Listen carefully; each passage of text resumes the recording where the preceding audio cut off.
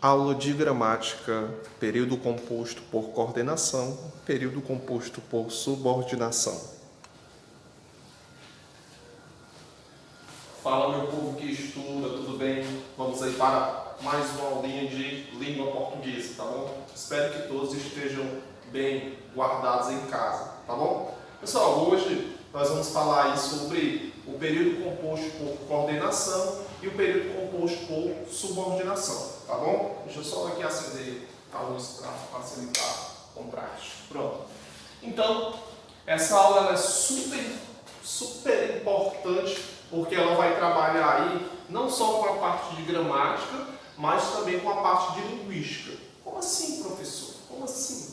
O período composto por coordenação e subordinação é o grosso da parte da gramática. Por quê? Porque lá no início você aprende a morfologia, as classes da morfologia, aí depois você vai estudar a função sintática, depois da função sintática você vai aprofundando os conhecimentos, até chegar aqui. Aqui condensa-se tudo que se viu desde o sexto ano, passando pelo sétimo, oitavo, até chegar aqui no nome de vocês, tá bom?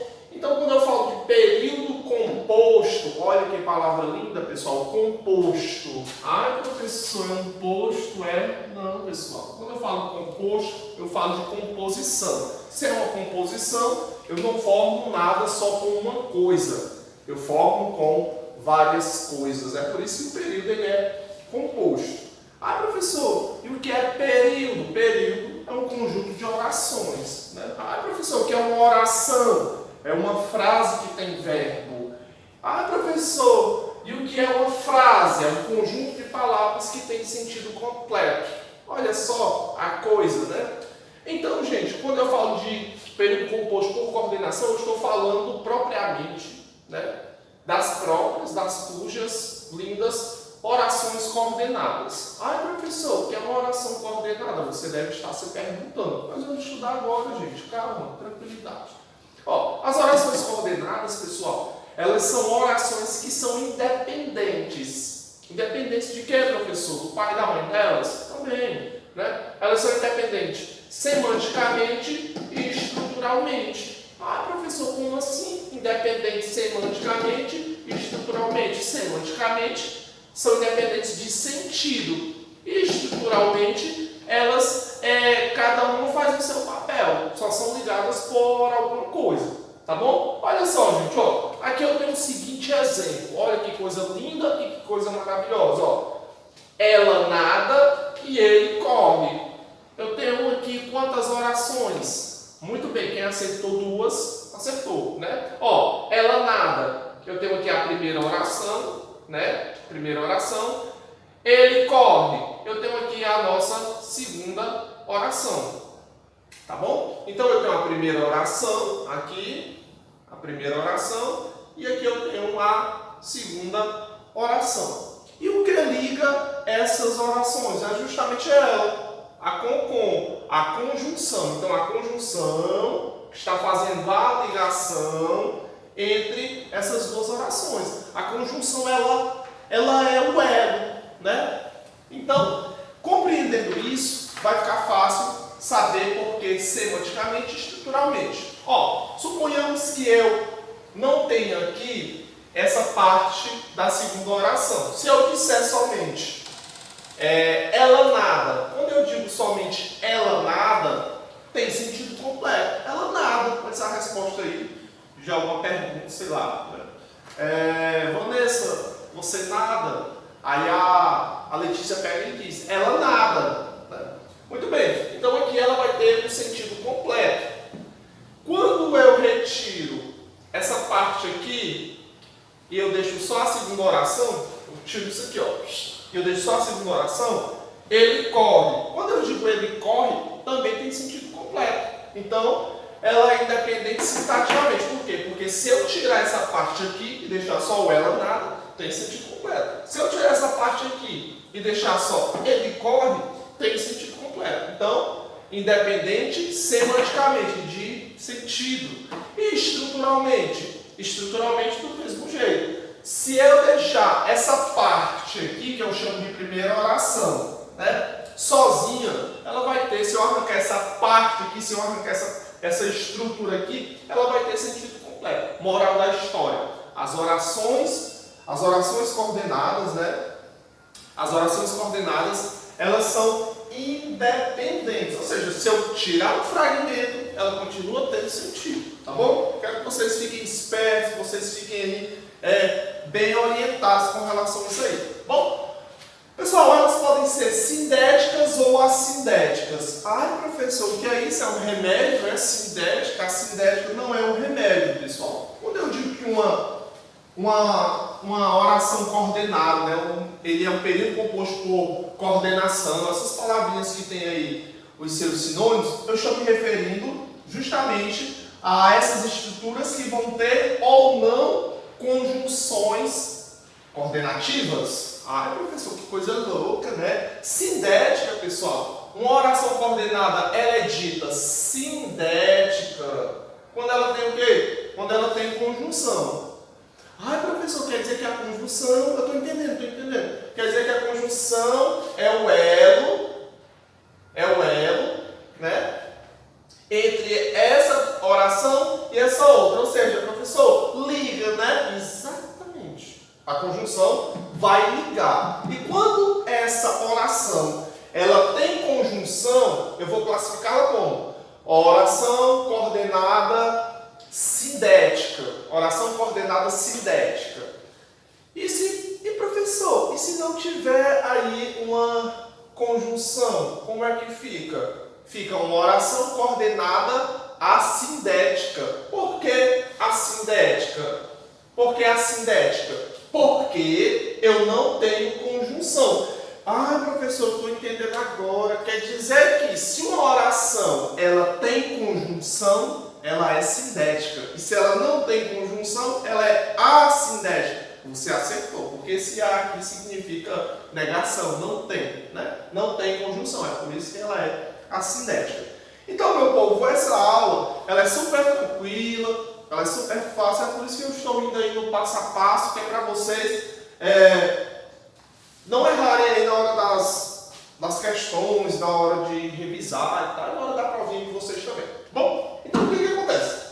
Diante de tudo que eu falei, eu vou acrescentar o tempero maior. Eu já disse que elas são independentes, sintaticamente, estruturalmente. Eu já falei que elas podem ser classificadas em sindética ou assindética. Né? Sindética quando tem conjunção e assindética quando não tem conjunção. Ah, professor, e quais são as conjunções? Tá aí a pergunta que eu queria que você fizesse. Meu povo, meus príncipes e minhas príncipas, as conjunções coordenativas, elas podem ser aditivas, adversativas, explicativas, alternativas ou conclusivas. Ah, professor, explique cada uma delas. Gente, é sugestivo. As conjunções aditivas, elas vão ter uma ideia de quê? Muito bem. De quê? De quê? Acertou quem disse adição. Adição, né? Ai, professor, quer dizer que o nomezinho da conjunção vai ter o mesmo sentido, o mesmo papel que ela faz dentro de uma oração, é que você acertou. Aditiva, adição. Adversativa é adversidades, coisas contrárias. Vocês, quando se depararem com os livros de vocês aí, o material de vocês vão ver a mesma coisa que está aqui. É por isso que eu não vou escrever tudo, né? Vou economizar tempo para o vídeo, ficar um vídeo alongado. Então, as explicativas, elas explicam, tem a ideia de explicação, de explicar, né? As alternativas, de alternância, ou, quer, hora, né? E as conclusivas, tem uma ideia de quê? Você acertou, de conclusão.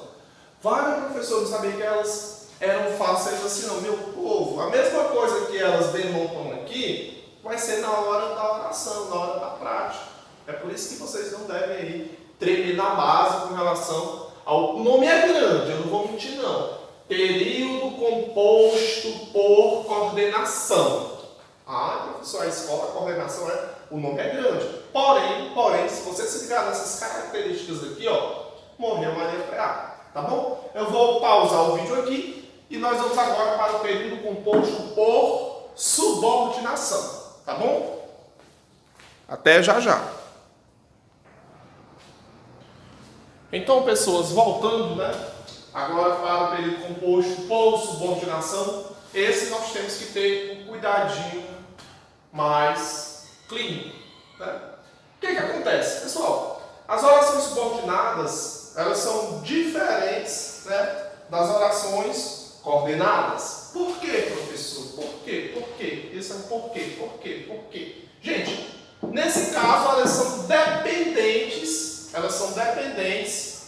das outras orações, tá bom? Enquanto, né, as orações coordenadas, elas têm essa independência, cada um no seu quadrado, se houver a separação, né? Estão todas as duas ali juntas, né? Ah, eu te amo, oração 1, eu também te amo, oração 2, aquela coisa louca, né? Caso haja uma separação de orações, se cada uma for para o seu lado, cada uma vai ter vida própria, cada um vai ter o seu sentido completo, cada uma vai ser independente, uma não vai ter mágoa uma da outra, porque cada um segue o seu rumo, né? E isso lá nas coordenadas, pessoal. Agora aqui é até que a morte os separe. Eita, professor, quer dizer que é um casamento perfeito, é um casamento perfeito. Lá nas coordenadas não tinha casamento perfeito, porque se houver queda, cada um vai para o seu lado, todo mundo vai ficar bem. E aqui, nas orações subordinadas, é aquela velha música do Claudinho Bochecha, né? Brena Calcanhoto também canta. Eu não existo longe de você. Aqui é o avião sem asa. Aqui o avião tem que ter asa, a fogueira tem que ter brasa. Aqui o futebol tem que ter bola. Aqui o piu-piu tem que ter frajola. Aqui é um casamento perfeito. Ah, professor, o senhor está só enrolando. Não, pessoal, porque eu quero que vocês entendam já no vídeo esse esqueminha aí, tá bom? Então, elas são dependentes semanticamente, né? Estruturalmente. Nós vamos ver isso mais detalhado quando a gente for papirar aí o livro. E elas se dividem em 3. Eita, aqui é que está a brincadeira. Quer dizer, professor, que uma oração subordinada, ela pode ter um valor de substantivo, adjetivo e advérbio. Muito bem, você acertou. As orações subordinadas substantivas, elas podem ser substantivas, quando a oração ela vai ter um valor de substantivo. Elas podem ser adjetivas, quando ela tiver o valor de quê? De adjetivo. E elas podem ser adverbiais, quando elas tiverem o valor de quê? De advérbio. Aí, para cada conjunção dessa aqui, ou para cada tipo de oração para cada tipo de oração, eu vou ter aí conectivos diferentes. Por exemplo, aqui nas substantivas, eu vou ter as orações integrantes, que é se. Ai, professor, que coisa louca! O que pode ser uma conjunção? Sim, as orações subordinadas substantivas, elas são aí unidas pelas conjunções integrantes, que ou se, tá bom? Anota aí no teu caderno. Já as adjetivas, elas são unidas pelo pronome relativo, pelos pronomes relativos. O mais famosinho é o quê? Ai, professor, já deu um nó na minha cabeça. Esse aqui é que? Aqui é conjunção. E aqui é o pronome relativo. Calma, Maria do Bairro. Eu vou dizer que o bizu. Quando esse que aqui, ele é uma conjunção integrante, e lembrando que as conjunções integrantes, elas vão o quê? Formar orações subordinadas substantivas. Quando esse que é uma conjunção integrante, esse que vai estar voltando-se para a oração da frente, para o consequente. Ai, professor, que coisa louca! Consequente. Quando que ele é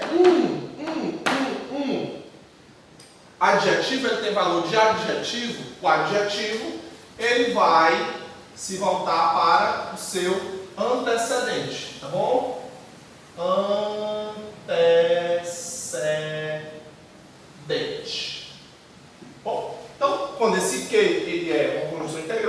ele está voltado para o seu consequente, ou seja, para a oração da frente. Quando que ele é um pronome relativo, ele está voltado para a oração que está na frente dele, na antecedente, tá bom? A gente vai perceber isso na prática quando a gente aprofundar esse assunto. Isso aqui é só a introdução, só para vocês terem aí uma pequena ideia de como a coisa funciona. E as adverbiais? Gente, as adverbiais são as mais fáceis. Se não me engano, aqui de cabeça são 9, né? São 9 tipos de conjunções adverbiais. Essas são as mais fáceis, no meu ponto de vista, né? Pode ser que tenha gente que tenha facilidade com as substantivas, né? Ou com as adjetivas, que são bem fáceis também, tá bom? Então, esse vídeo aqui ele é um vídeo introdutório, que é para vocês terem essa noção, vocês já irem chavecando já com os períodos compostos por coordenação, período composto por subordinação, porque isso aqui vai aí dar uma perturbada em vocês durante, eu acredito que uns 2 meses. Por quê? Porque é muito importante. Não só para a parte de gramática, quanto também para a produção e interpretação de texto. Como assim, professor? Comece pela interpretação. Pronto. Gente, cada conjunção, seja ela coordenativa ou subordinativa, ela tem um valor. Ela tem um valor um valor semântico, foi mal. Tem um valor semântico. Por exemplo, a conjunção aditiva, ela tem um sentido de adição. Então, se você reconhece as conjunções, isso vai te ajudar muito em compreender e interpretar o texto. Porque as conjunções são conectivos, são elos. E elos conectivos fazem o quê? Ligações. Né? E quando eu ligo partes do texto, isso vai facilitar muito a minha compreensão e a minha interpretação. Tá bom? Olha só. É por isso que elas são importantes para a coesão e para a coerência também, unidade de sentido. E quando se trata de produção, eita, aí o sapato aperta, viu? E aperta bem apertadinho, meu povo. Porque quando eu vou produzir um texto, eu tenho que estar preocupado não só com a estrutura. Não é eu pegar uma redação, uma proposta de redação e mandar brasa, fazer 30 linhas preenchidas. Não, pronto, eu fiz a melhor redação do mundo, 30 linhas. Não é assim que a banda toca, não. Será que essas 30 linhas, né? É uma coisa difícil, né? Será que essas 30 linhas, elas têm aí uma unidade de sentido? Será que o primeiro parágrafo está concordando com o segundo, que está concordando com o terceiro? Será que o texto em si, ele tem uma unidade de sentido? E quem dá unidade de sentido ao texto? Quem é que conecta? Justamente as conjunções. Elas são imprescindíveis, elas são importantíssimas para a produção textual também. Tudo que liga é importante. As conjunções, as preposições. Então, eu ficar ligado nessas partes aí, nessas classes de palavras e suas funções, né? Dá aí uma possibilidade para você que está escrevendo um texto em obter isso, né? Você vai obter isso se você tiver conhecimento e usar bem esses conhecimentos, tá bom? Então, gente, até a próxima. Eu fico por aqui nessa aulinha e vamos que vamos. Façam as atividades, fiquem em casa. Cuida, menino!